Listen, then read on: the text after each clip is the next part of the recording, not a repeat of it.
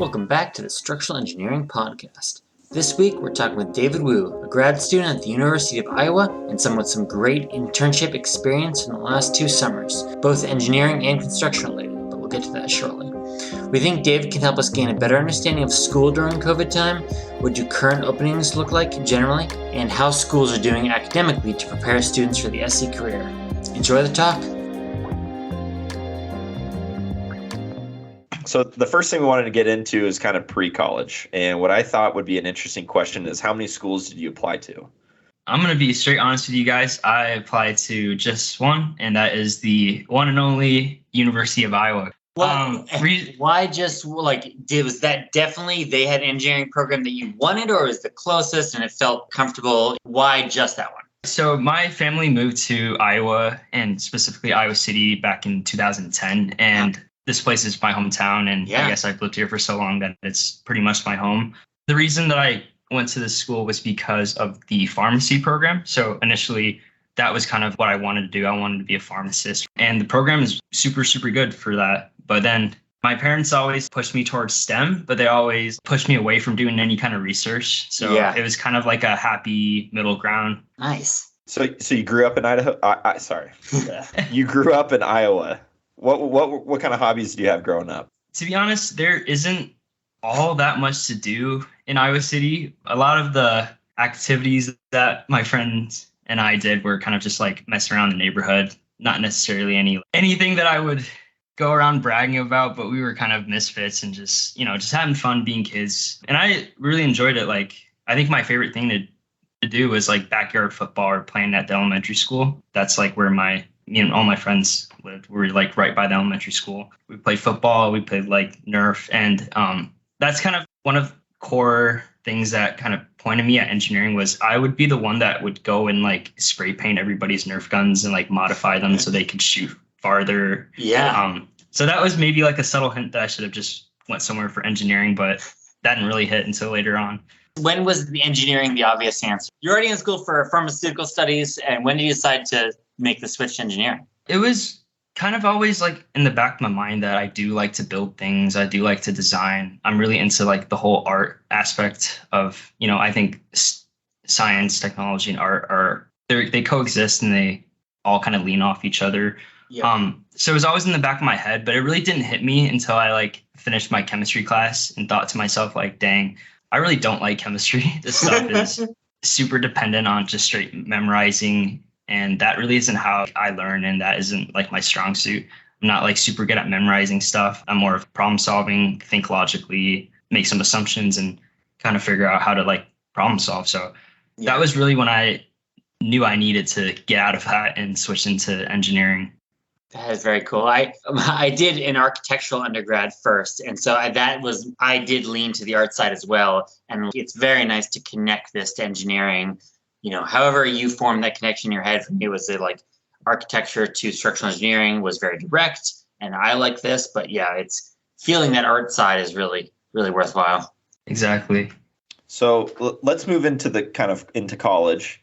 You started pre-pharmacy. Now you're into the engineering school. What was that like switching? What sort of electives did they ask you to take? Did you know it was structural engineering you wanted to go into, or what was that process like? Right. So after my first semester in pre-pharmacy, I went to my advisor right away. I'm pretty sure it was as early as making that last advising appointment to kind of figure out your classes for the next semester. I told her that I'm not doing this anymore.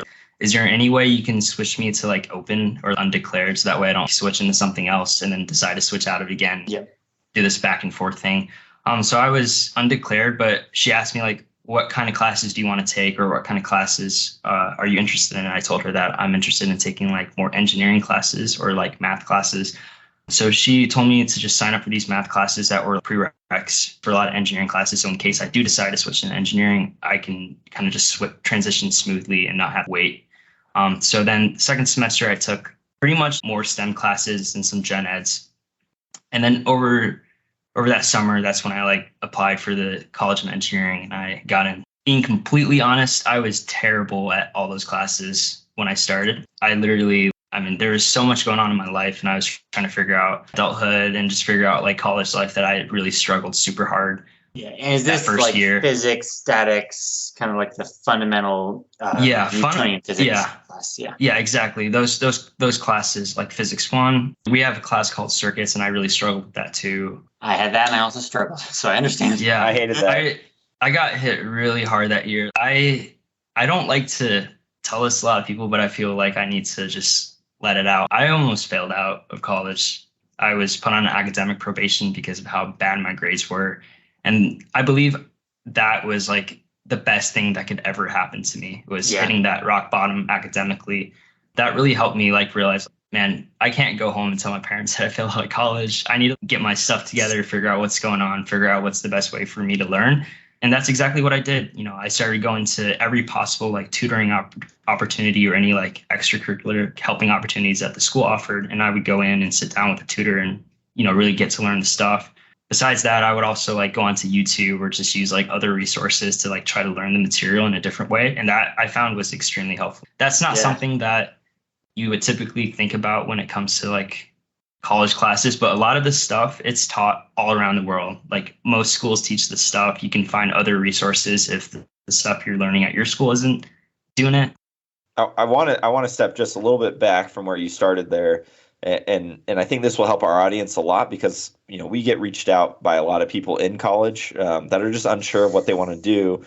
What was that like changing from pharmacy to engineering and just kind of not being sure what you want to do? Was it easy? Were you anxious about it? Were you scared to stop with what you're doing and kind of figure out what you're trying to do next? What was that like? I think it's super helpful to know what you don't want to do to like narrow down what you want to do, right? For me, I kind of avoided that whole like engineering and math stuff because I knew it was a bunch of work. But at the end of the day, that's like what I like to do.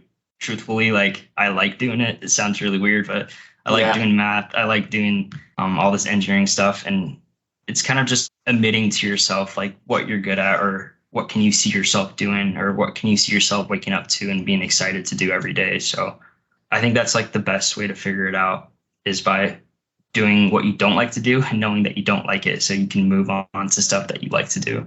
Yeah.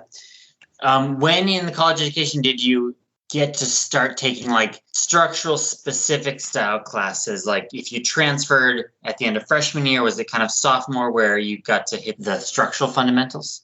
So I actually took structures my third year. Yeah, my third year at the university. So that was 2020, I believe. So like, I believe the semester that I started taking my first structures class, that was when all classes went online because of COVID. So yeah. Yeah, that has been a crazy ride. How was that organizationally when everything went online for you?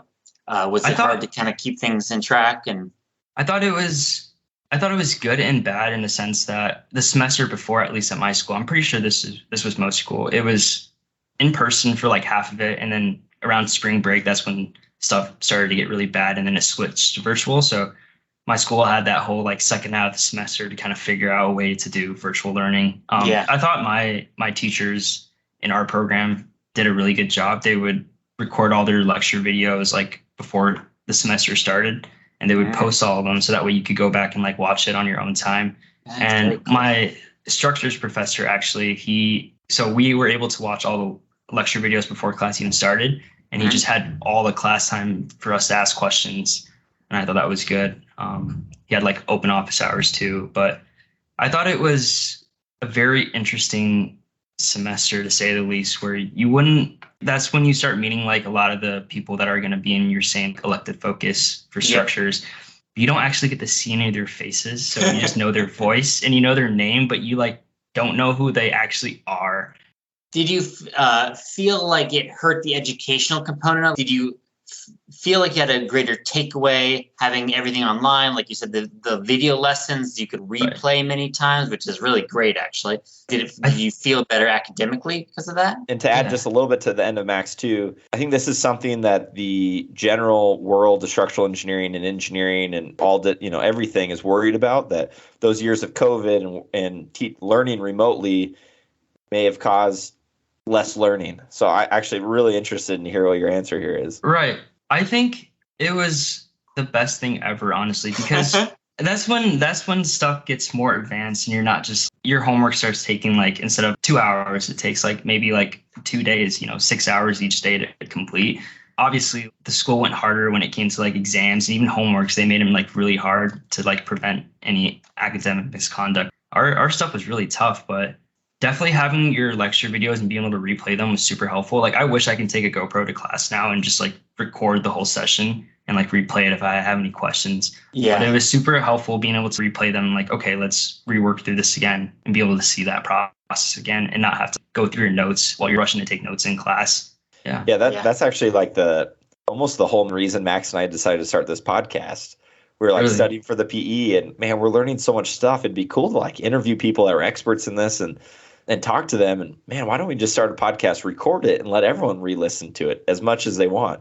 And that was actually like the big piece that started us doing this, and we found it to really work well. And it's been able to take one person's knowledge and spread it out to a lot. So I can see where that would be a huge value in school, being able to have a recording that you can listen to, go back, and everyone learns at a different speed. So being able to rewatch and stop, and yeah, I never really thought about that too much. It definitely was, at least for me, I can't speak for everyone, but I feel like all my peers, they thought the lesson videos were effective.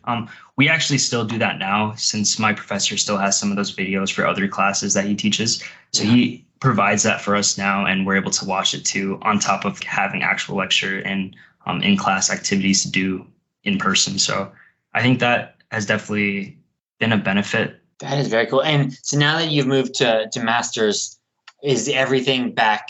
Remote is done for college currently?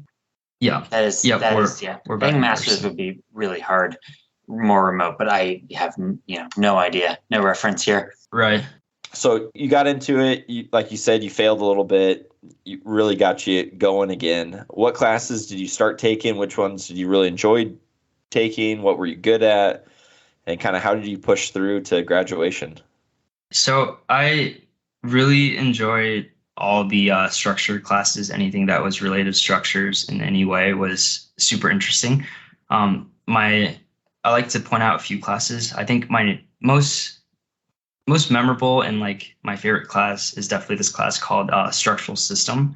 So we have like a structural analysis class that really is just statics on steroids, I'd say, a lot more just general analysis, but it didn't really take a look at the building, like all the systems and like, you have your gravity system, your lateral system, footing, all that stuff. That didn't really like come into play until I took that class. So that was one of the only classes that was in person during that second semester of that COVID year. That was like my only class in person. And I thought that was the best class ever because it really like made me want to do structural engineering even more. This leads to my second favorite class. It's called structural modeling and health monitoring. It's really a mouthful, but in that class, we were introduced to finite element analysis, just very simple stick and node analysis. We were introduced to dynamic analysis and that impacts on buildings.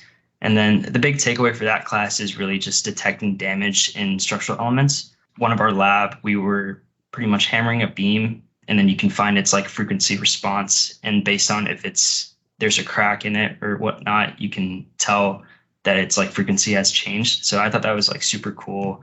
And I think that's a very unique class to our school. I'm not sure if other programs offer that, but that was definitely, those two classes definitely are the most memorable, my two favorite. That is very cool. So as a class that you were taking, what felt the closest to structural engineering to you? And did you enjoy that type of class, like that felt like a structural engineering type of work? So that would have to be like our concrete design class, since I did a lot of concrete work for my internship. For our concrete class, you start off with just understanding the material properties of concrete and how it's god awful in tension and how it's great in compression. And then moving on to like, okay, what happens if we add some reinforcement to it? And then let's look at different types of RC members and like its behaviors and ways to check if it's adequate for strength and serviceability.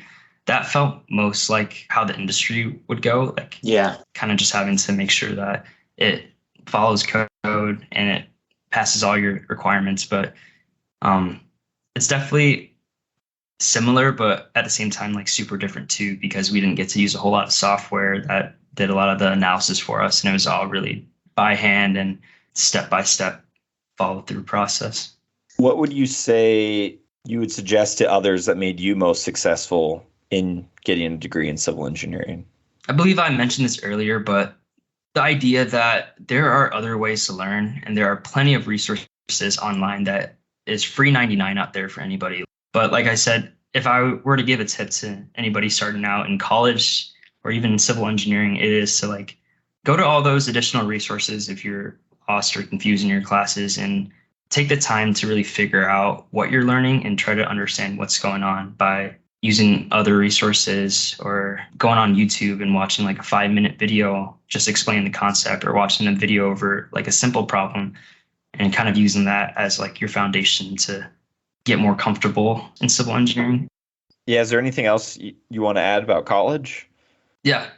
I actually just have one more thing, and that is to really bug your professors, go and talk to them, like go to their office hours. If you have any questions, they're definitely your best resource. And also like get involved too.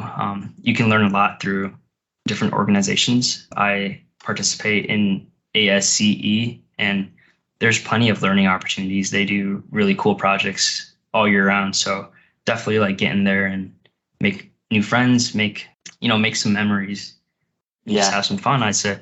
Did you do any of the sort of like concrete canoe or steel bridge, any of those specific kind of engineering club? Yeah, so I was on the University of Iowa's ASCE exec team. I did a lot of their marketing stuff for different events, but I also helped out with concrete canoe, and we also do something called the Corn Monument, which is like pretty sure it's specific to Iowa, University of Iowa, where we incorporate like corn into like a monument that goes on our Pentacrest right in front of it's just for the homecoming game. So we do that every year, and that's something that I partake in and try to help out as much as possible. But yeah, definitely you can get a lot of good hands-on experience too, because with concrete canoe you get to learn about mixed design and concrete related stuff.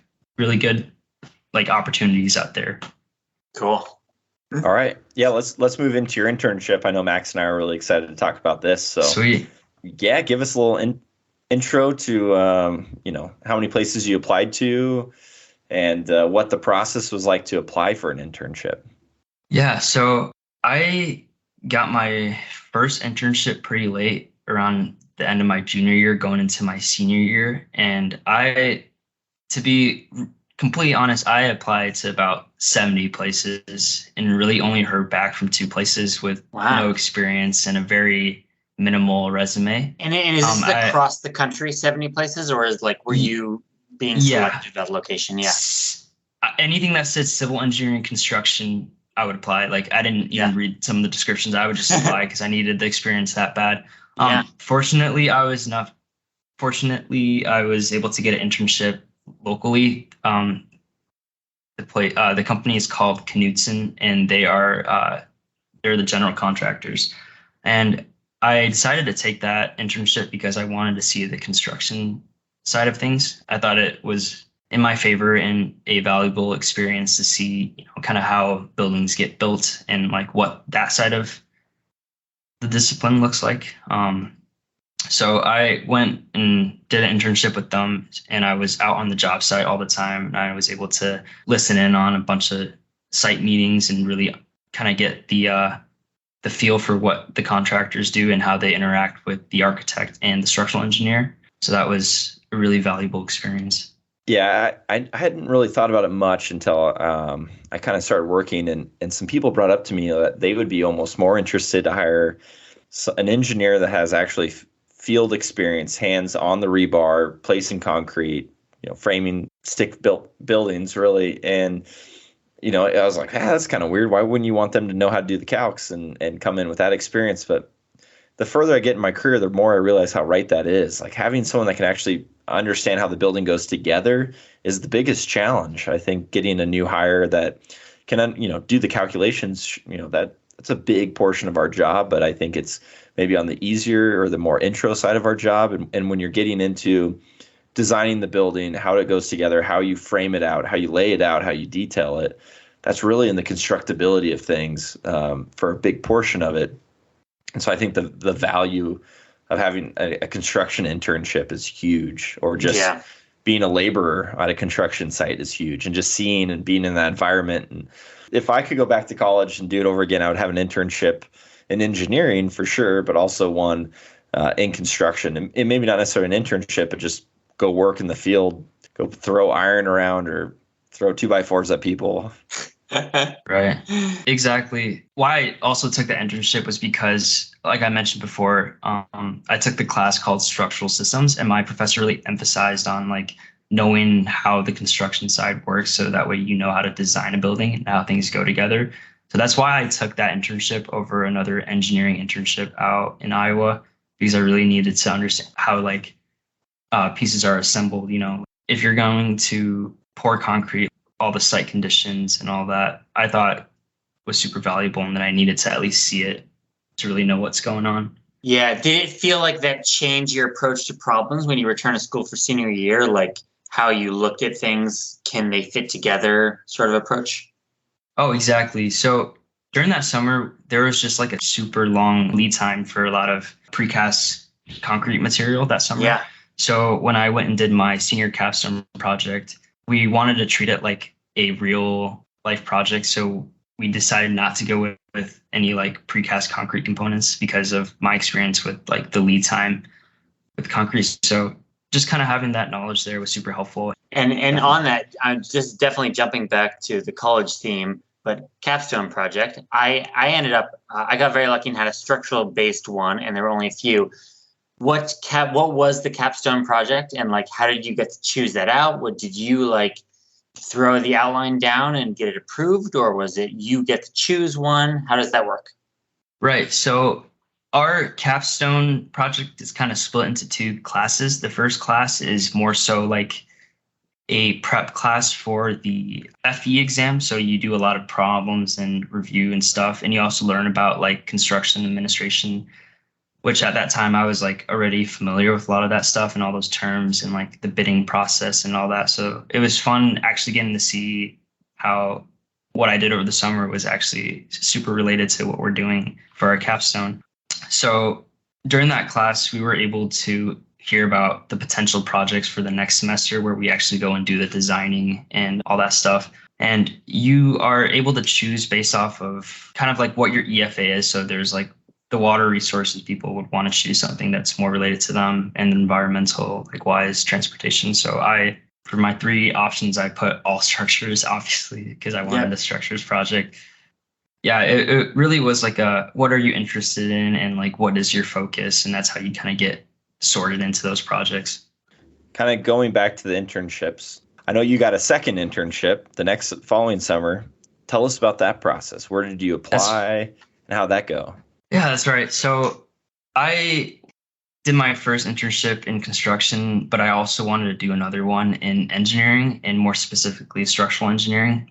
So I, again, just started looking for anything that had structures in it this time, and engineering, and started applying to places.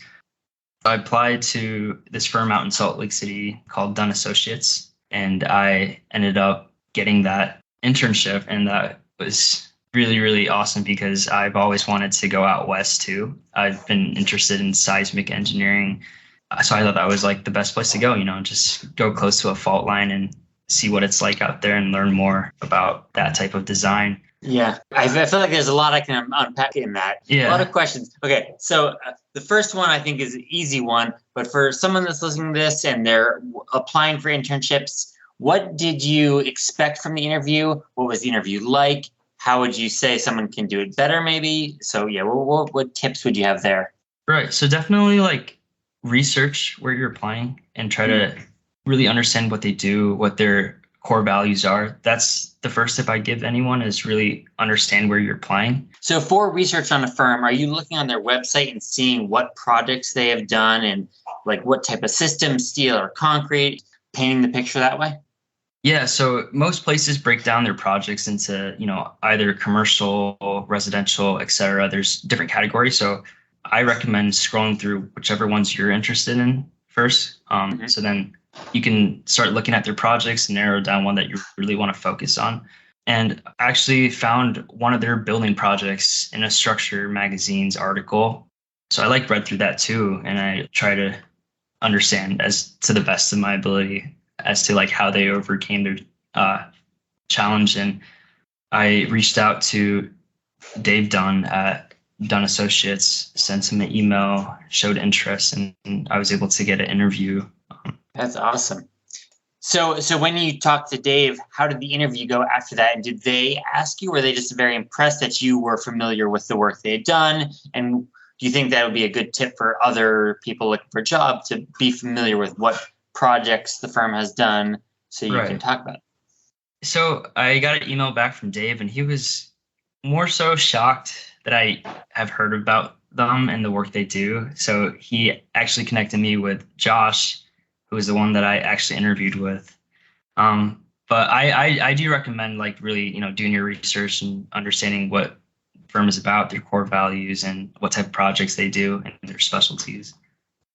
Now, the interview, was it kind of just to get to know you and ask what you're looking for? Or was there any technical aspect of it? I know a lot of structural engineering internship, or not internships, but full-time positions have more of a technical side of the interview.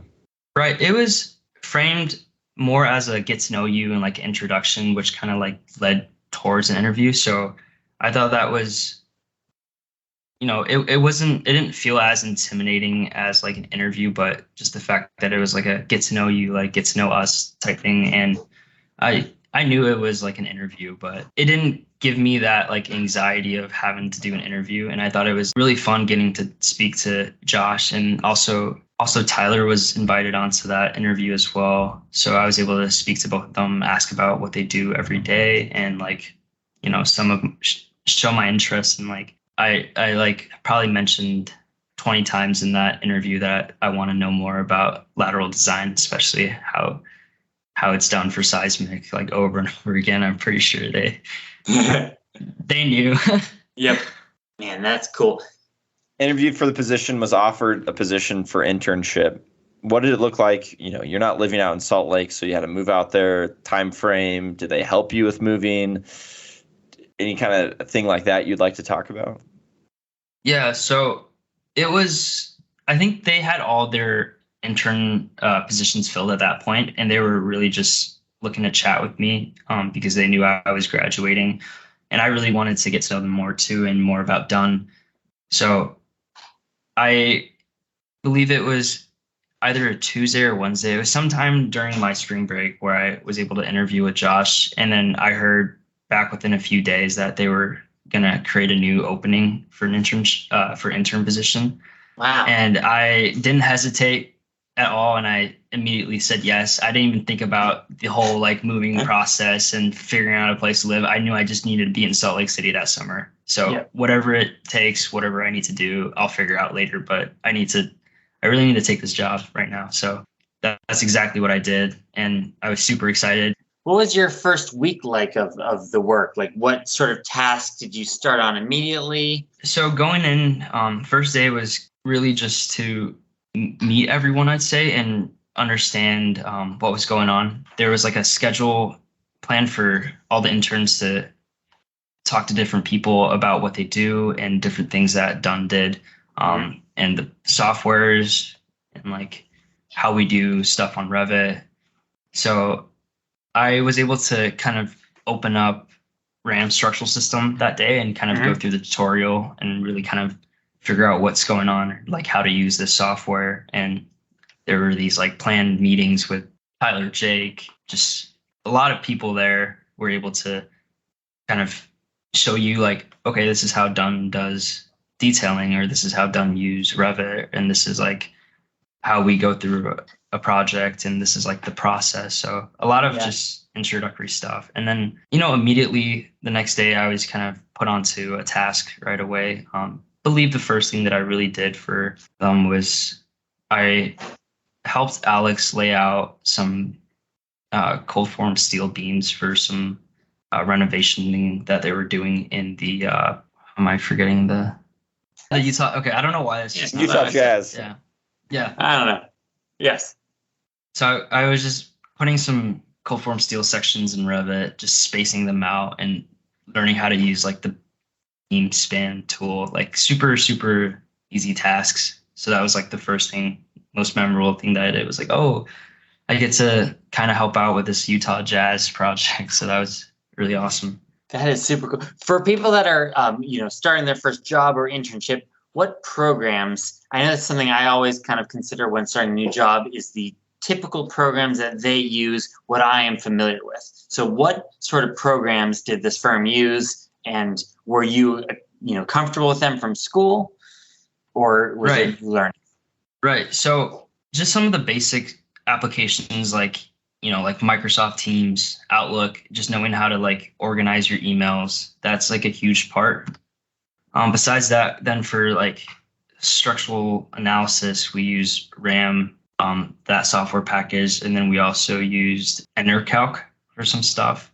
At least that's what I used the most were those two. And then Excel spreadsheets. There were a few spreadsheets that we used to kind of help with structural analysis. And then besides that, you need to have some experience in Revit because there's just so much to learn in Revit that you can't really I don't think anybody has ever fully mastered Revit, and it's a continuous learning process with Revit, but definitely Revit. And I do have some experience from some of the classes that I took in college for Revit. So I wasn't just kind of thrown in there and figure it out, but I'd say know how to use Revit and then just your basic communication softwares. And then they also use Bluebeam as well for document markups. So yeah. Would you say most of the engineering side of things you were doing was via computer, or were you doing a lot of hand calculations as well? At first, it was really just using the computer. RAM structural system and RAM concept were the two main softwares that I used. The interfaces were definitely new to me, and I didn't really understand at first what was going on. But when it really came to designing a footing, we have a whole foundations class that I took in college, so I actually know how to design a footing from the geotechnical side of things in terms of geometry and all that. So I was in EnterCalc doing a footing design, and I just wanted to make sure it was the right size. So I just quickly did a hand calc. You have your bearing capacity, you can easily figure out what your footing size could be based off the loads on it too. So it's just a simple check that you can do to verify that the program is running the right stuff and to make sure that your inputs are valid. Yeah, that is a great habit to have either way, just to be able to run things quickly by hand, to confirm a number that's on the computer. You don't need to rely on that, but just to validate that it's true. Right. And I think a big important thing is, and whether your firm tells you or not, you should be asking to be running hand calculations. You should understand what the programs are doing, what they're asking of you. And if, in my own opinion, if you don't know how to do things by hand, you're going to be way behind. It's going to be harder to take any of these licensing exams, and it's going to be really hard to get this gut feel about things. Just because the computer says it works, it actually doesn't mean it actually works necessarily. Exactly. There's a lot of different inputs and check boxes the computer asks for, but if you don't know what distortional buckling is, well, should you check it or not? Or should that value be 1.0 or should it not?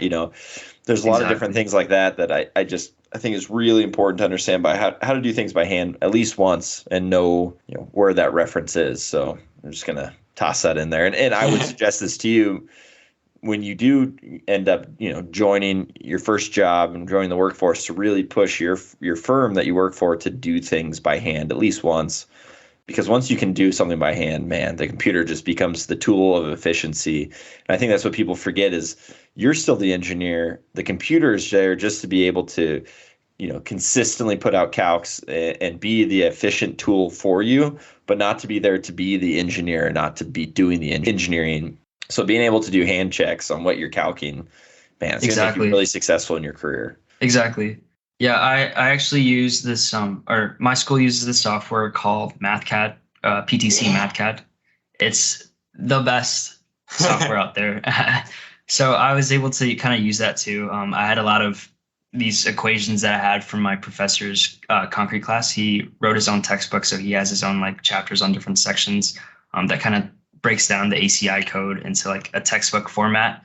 So I was able to use some of my math cat sheets to verify a few things, and that I found super helpful too. But sometimes it really is just a simple by hand 5-minute calc real quick to see if what the output is spitting is correct or not. Yeah, that is great. So, and the projects that you started when you were working at Dunn, did you mostly have pieces of larger projects like the jazz that you mentioned before, or did you have any smaller projects on your own? It was mainly pieces of projects, I'd say, because I would get something from my supervisor and it would be like a portion of what he was doing and helping him get that done. And that was part of a bigger piece, which connected to a whole. I guess a good example of this would be laying out or profiling your tendons for a post-tension slab, two-way post-tension slab. So at first, he pretty much had everything done besides the profile, and he just wanted me to adjust some of the profiling to make sure that it worked for your design status, to kind of make sure that all your buttons are green and that everything is good to go. It really was just kind of just adjusting some profile heights to make sure everything was good to go. Then that led more to, okay, you lay out the tendons now. And then it got to, okay, you model everything. So I thought that was a really good way to learn. So how nervous were you when you started? I mean, I can only imagine you get out of school and thinking back for myself, you're starting on this job. You really have no clue what you're doing. I mean, school teaches you one thing, but how we do things, I feel like in the professional realm is quite different often. What were your feelings like when they said change these tendons, start laying this stuff out? Yeah. So when it comes to like school stuff, I'm very confident with my calcs, but when people could die from your design, and that's when I just take a step back and I'm just triple checking, quadruple checking, making sure I'm doing it right, nonstop asking my supervisor, hey, like, am I doing this right? Can you take a look at it? It really was nerve wracking at first, but then you just start to get better at it and you start to understand what's going on. So at first it was kind of just doing it, but then you start to like really see what you're doing. Like, okay, this is why we adjust this profile, or this is why we lay it a certain way. And then you do it enough where you start getting more comfortable, and then you're held more responsible, and you're more independent. Yeah. And you're more trusted to kind of get things done. But yeah, I definitely say that my first couple weeks, maybe like that first month and a half, was I was scared to change anything in the software. Like, I didn't want to press the wrong button and really screw things up. So I was very cautious and very scared to change anything. Yeah, that makes sense. It's something you alluded to a little bit, but how did your responsibility develop over time? Like, did your supervisor really check stuff originally and then kind of reel it back a little bit? And, the answer that you provided, he had faith that was it and on to the next problem? Yeah, so I'm very lucky that my supervisor would just come down occasionally to check on me to see how things were going. And anytime that I was stuck, I was able to run upstairs, grab him quickly. He pretty much would drop whatever he was doing, come down and take a look and really explain things to me. So that was super, super awesome. And I felt like that really helped me learn, in the sense that it's always good to ask questions. Even if it's a bad question, you should still ask just to make sure. So I'm pretty sure I asked plenty of stupid questions, but at the same time, I think it was absolutely critical to help me understand what was going on. And I think I guess my perspective of managing people now, no matter what the question is, it's good because it allows me to understand what they know. Whether, sure, it comes up with this dumb question. Truly the idea that there isn't a dumb question is really honestly factual, because if someone asks me a question, I'm like, man, they should really, comes up and, hey, is this the shear moment diagram for a simple span beam with a point load on it? It's like, whew, I shouldn't probably trust them with these tasks without reviewing it, right? So you really get a good feel. So I think, asking your manager those questions that you're maybe nervous about really allows them to help you more so than it makes you look bad. I don't say I could ever like judge somebody for asking me a question. It just gives me a good understanding of where they're at, what's their knowledge base, and what tasks should they be put on, in the sense of trying to help them move forward and progress. So Exactly. I think my favorite part was when my supervisor would come down and he would go, "Can I see that pen real quick?" And he would start drawing some stuff out. That was like the best thing ever. I get to really visualize what was going on, and more than willing to hand him a piece of paper and my pen. Yeah. Yeah, that's cool. I think we'll probably jump back to internship, but the next thing we want to talk about is now you are in grad school, which is very cool. I just popped in my head because we were talking about the internship. Is there anything that you took from the internship that feels more in place now that you're in grad school, like something you learned about concrete or steel that, like working construction and the geometric components that you can like really apply this to the grad program? Right. So it's actually super funny because I worked on the multifamily team.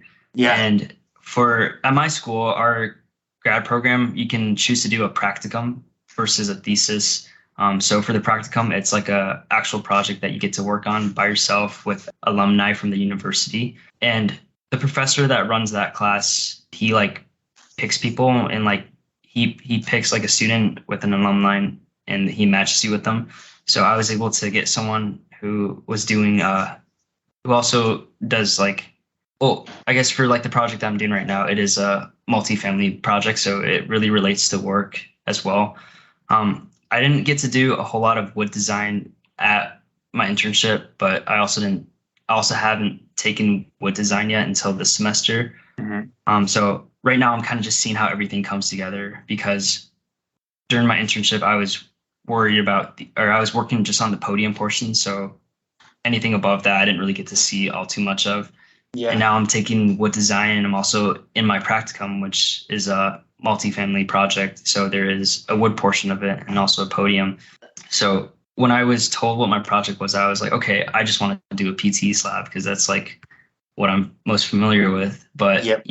Through these first couple months of practicum, I've really got to see like the full spectrum in the sense that like there isn't always just one solution to things, and you have to really like go through a process in eliminating all the options that aren't the best for this project. So for my practicum right now, I'm doing 3 alternatives for the wood layout and the wood framing, and kind of like, okay, what are the pros and cons from each discipline? So if I do like a certain layout, it might be beneficial for the architect, but not so much for the contractor. So it really is kind of just figuring out what is the best option and what is most economical, or if the owner really cares about getting this thing up fast, then you have to go with the option that is going to be most buildable, but then at the same time you still want to achieve what the architect sought out for this project. So yeah, I think that's something that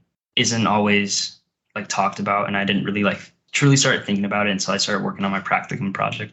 Yeah. So give us a summary of your internship from starting to end, what you thought in the beginning to what you left with at the end. And I know we've kind of hit this a little bit here, but just kind of giving us a nice kind of storyline there. Right. So I got into Salt Lake City at the end of May.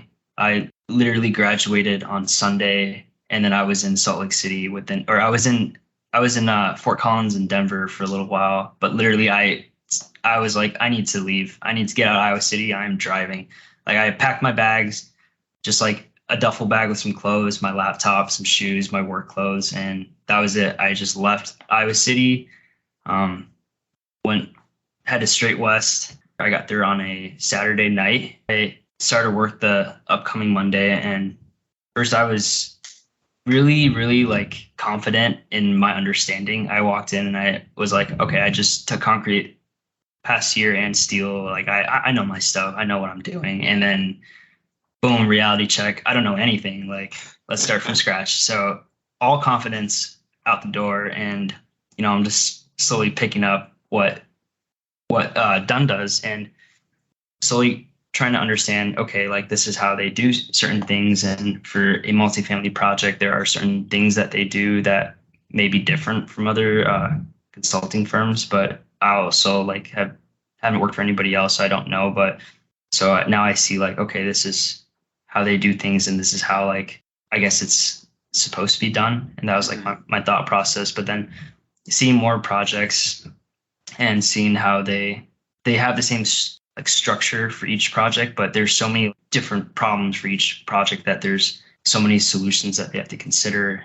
Yeah. Did it feel more complicated than you expected, or about on par with what you were thinking, like structural based on what you learned would be? Oh As far man, as it being complicated. it's way more complicated. Yeah. I wouldn't even say it's like comparable, because when I use Revit and the projects that we did in Revit, like the level of details that we had for school versus what, actually gets put in your construction documents is night and day. Like Yeah. the attention to detailing, I've never seen so many different details. Like you have your typical ones and you have all your unique ones. And that was like eye opening. And then also the whole shop drawing stuff and having to check shop drawings too. Like it's just really, you can't get that knowledge and experience unless you're like there working and actively participating day to day in the whole design process. But I would be given like small tasks day by day, little by little. I would finish them. I took a long time to do certain things, but I think by the end of it, I was trusted more to kind of work independently, and I was given like longer tasks and more tasks. And I'm super lucky that they decided to keep me for the school year too. So now I work Tuesdays and Thursdays virtually for them. And I really like that aspect because I get to kind of have that school side and the work side at the same time. And I think it's really a great resource for me because I'm able to ask some questions about like my practicum, for example. I was able to ask my supervisor, like, oh, what do you think about this? Should I do it this way? Or like, can you give me some advice? Or like, where can I go look to find the answer? It really was a complete new experience for me because I had never been that far away from home. And especially for that duration too, it was just all really new. And it really felt like this past summer has been like the craziest ride of my life. It has never been this wild before, just going across the country and working for a consulting firm. Yeah, it was just super, super unique experience. Well, let's sum up school and internship here with one easy answer. It's yes or no. Do you still want to be a structural engineer? Absolutely, yes. Absolutely. Good. There's so much ups and downs through school and internships and stuff, and I'm glad to hear that. I know I have some friends that went different directions, and I think it goes back to what you said with school, is that sometimes it's just not your thing, and you should be aware of it, and you should change it. And I think that's being self-aware is so important. So I'm glad to hear that you're all in now. So moving into grad school, what are you doing? You decided to go to grad school before you did the internship, I'm guessing. Is that the timeline? Did you finish the internship, say, hey, I'm going to grad school? Where are you going to grad school at, and why did you decide to go? Yeah, so I mentioned before that I interviewed at a place in Kansas City, and then I decided to turn it down because I didn't feel like I was ready to accept a full-time job. And that's partially because I felt like I didn't know enough, but that's true for everyone that just graduates or whatnot. Just you don't know everything. But for me, it felt like I needed to know more before I worked in the industry, especially like being exposed to so many new things. And anytime I would read anything structures related, there would always be something I didn't know about, and I would have to go look it up. So that made me feel like, okay, I need more school. I need more time to really just learn more about structural engineering and all the different things related to it. So I thought that was the best move for me, at least, was to go back to school and really just focus more on the because I knew about the practicum aspect, and I knew that would be super helpful if I was able to work on a project by myself and go from and go through the whole process of design. And I thought, that's not something that most schools offer, and it's a really unique thing for the University of Iowa. So I decided to go back to the University of Iowa to get my master's, which is something that I'm working on now. But yeah. And just to throw it out, like, is the master's a 2-year program? It's so my school lets you double count some credits from your undergrad Cool. degree to grad. So I'm able to get, I think it was 9 credits out of the way, and that I was able to double count into my grad program. So I'm able to hopefully get through the grad program in a year. That's the goal right now, but definitely worth it for me. Yeah. Yeah, I know Max and I have debated this. We actually have a podcast episode on if you should get your master's or not. Oh man. Max is for it. He absolutely thinks it's the greatest thing. I'm hesitant. I gotta be honest. I really think if you're a really good communicator and you love to learn, and I think you are that person. I think if you get to the right firm, you can really learn everything and anything. I mean, Max and I both have quite a bit of experience in structural engineering, and I would say that everyone, every magazine, Structure Mag, there's something in there like, man, I have no clue how they figured that out. And I think that's the cool thing is like we are always innovating and we are doing the craziest of the craziest in industry since we have all this technology is a big, part of it.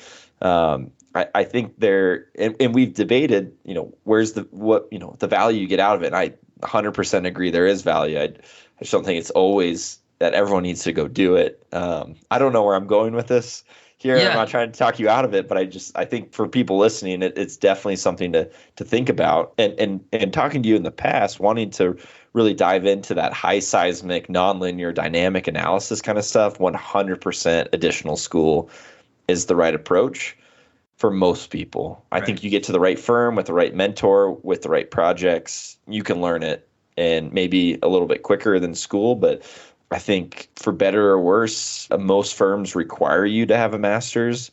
I'm seeing less and less of that. It's more of a preferred thing than required from when I started. So I think it's an interesting thing to think through. I think it's very situational too, and it depends on like what you're trying to do. Like you said earlier, that I'm more interested in high seismic and that dynamic aspect of structural engineering.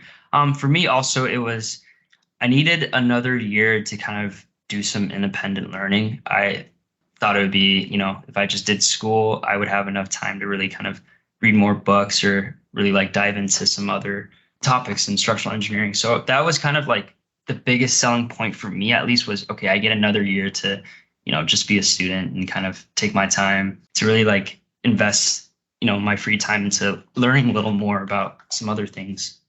Well, thank you for joining us today. I think we'll follow up this podcast in, I would say, a year, maybe 2 years, and hear how the rest of grad school went and how starting your first job is going. So, David, thanks for being on the podcast. Sweet. Thank you. I appreciate it.